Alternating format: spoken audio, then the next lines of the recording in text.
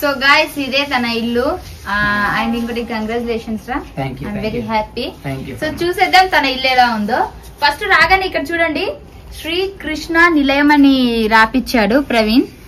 Basic గా నాకు ఒక డౌట్ రా, అంటే నార్మల్ గా మనం ఏదైనా ఇల్లు తీసుకున్నప్పుడు ఇప్పుడు నువ్వు నార్మల్ గా ప్రవీణ్ నిలయం అని రాపించుకోవచ్చు, లేదంటే ప్రవీణ్ హౌస్ అని రాపించుకోవచ్చు.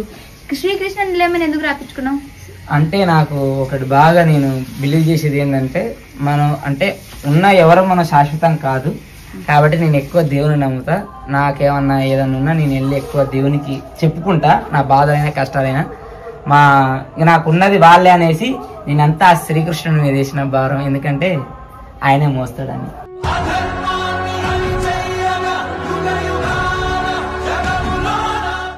నాకు కూడా భక్తి చాలా ఎక్కువ.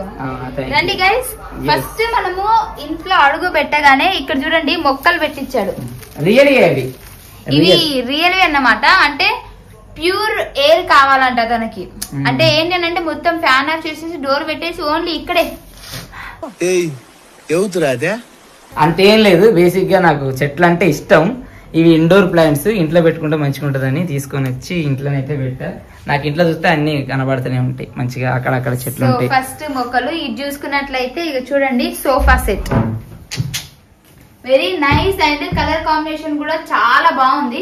బేసిక్ గా చాలా మంది ఏదో రెడ్ లేదా పింక్ బ్లాక్ అలాంటివి చేస్తారు, బట్ నువ్వు కొద్దిగా బాగా ఆలోచించేసి నాకు చాలా బాగా నచ్చింది. చేపించా. బేసిక్ గా బ్యాక్ సైడ్ ఇంకొకటి వాల్ పోస్టర్ కూడా వస్తది, కానీ కొద్దిగా బడ్జెట్ ఇష్యూ వల్ల నేను అది చేపించలేకపోయినా. తర్వాత అయితే నిదానంగా వాల్ పోస్టర్ కూడా చేపించుకుందాం. వాల్ పోస్టర్ ఏమని వేపిస్తావు? వాల్ పోస్టరా, నాకు వాల్ పోస్టర్ కూడా దేవుందే వేపియాలనేసి ప్లాన్.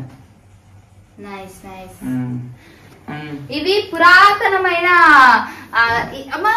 అయిందా బాగైందా ప్రతిదానికి ఓవర్ ఎక్స్ప్రెషన్.